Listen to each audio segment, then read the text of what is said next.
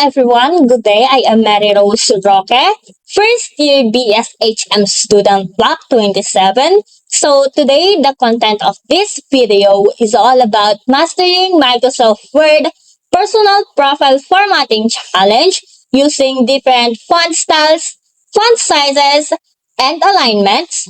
I will also show how to add bullets and numbers as well as how to insert an image and how to properly align it using text wrapping. Along with this, I will use at least 10 keyboard shortcuts while formatting the document. So, let's get started. Before we start, syempre, kailangan muna nating i-open yung Microsoft Word natin. Ayan. Then, select the document. So, here, meron akong nagawang document kanina. So, ito na yung gagamitin ko. So, punta tayo sa home. Dito, makikita natin yung font. Dito sa Calibri body, nandito yung iba't ibang theme ng font. Sa gilid niya naman, nandito yung sizes. Ayan. So, select natin ito to change the font. Try natin. Ayan. Yan. Kikita nyo, nagbabago yung yung font. So, I will be going to use Times New Roman. Sa font, ganun rin, mag-iiba din yung size niya. Ayan. Gagamit tayo ng 14 na size. Ayan. Tapos sa alignment naman, select natin itong body ng ng personal profile. Then makikita rin natin sa font dito sa paragraph. Ayan. Ito, align left, center, align right, and justify. Tapos dito maglalagay naman tayo ng bullets and numbers. Ayan. Pindutin natin dito sa pinakagilid. Sa taas ng alignments, makikita yung bullets and numbers. So, ang first na itatry natin is yung bullets. Ayan. Tignan nyo agad yung bullets. Tapos, click lang natin, enter lang natin dito.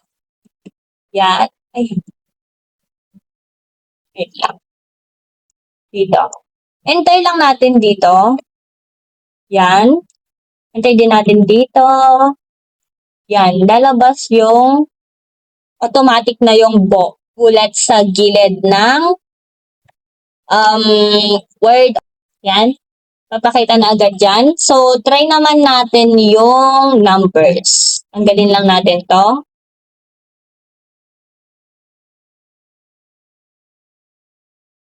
Yung numbers naman ang itatry natin.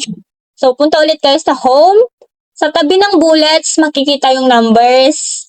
Ayan, may iba't iba. May numeric numbers. Tsaka may yung numbers na number talaga. Yan. Pindutin natin. Then, punta ulit kayo dito. Enter lang.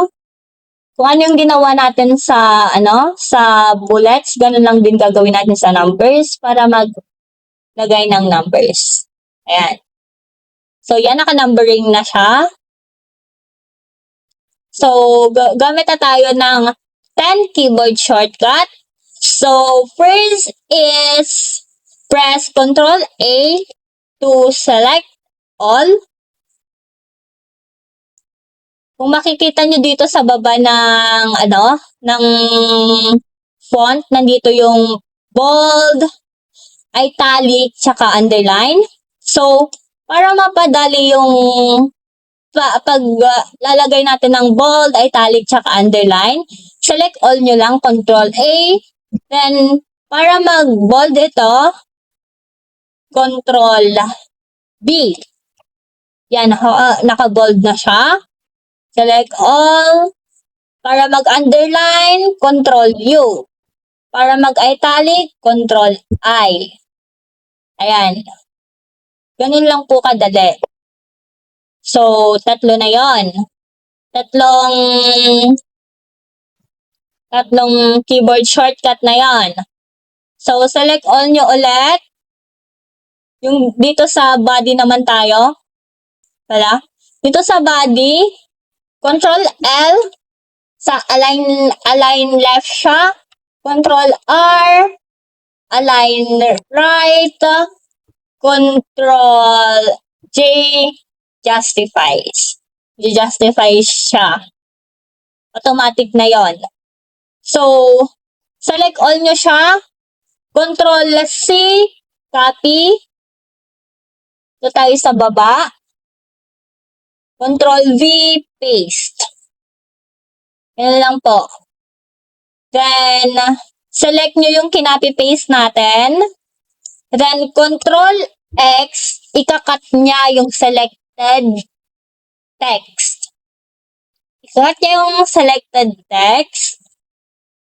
Tapos, ito kayo sa file.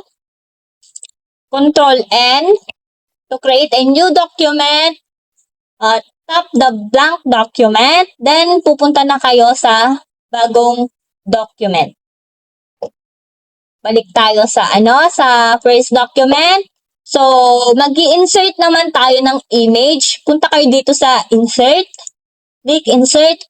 Click pictures. This device. Tapos, hanapin nyo yung folder na pinaglagyan nyo kung saan nyo sinave yung photo or picture. So, sa Telegram, dinownload ko siya from Telegram. So, ayan.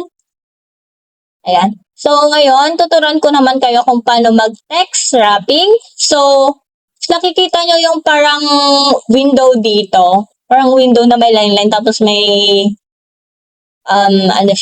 layout option, sabi niya dito. Pindutin nyo lang yon.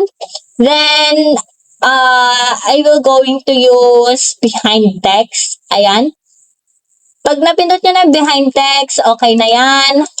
Then, adjust the photo. Adjust nyo lang yung photo. Yan. Wait lang. Ika-crop ko lang siya para maayos.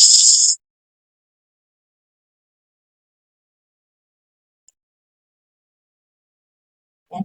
Mag-crop lang tayo ng konti ba?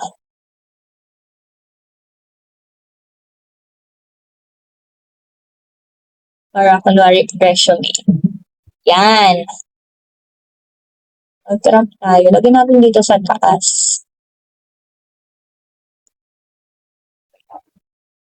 O, yan. Itan pa natin, guys.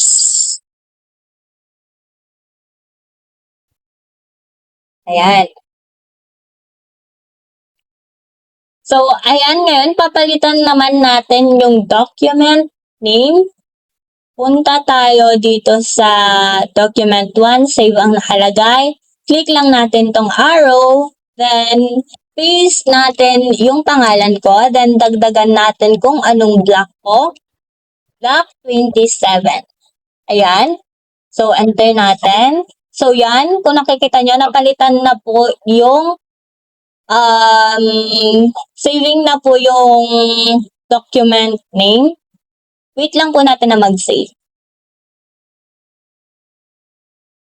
Yan, save na. So, kung gusto nyo naman tong i-print, Control P lang. Ayan. Papakita na kung yung print view niya dito. Tapos, kung anong printer yung gagamitin. Yan. Nandito naman na lahat. So, hindi nyo na kailangan mag-worry. Palitan nyo na lang kung may need palitan. So, thank you for watching. That's all. Thank you po.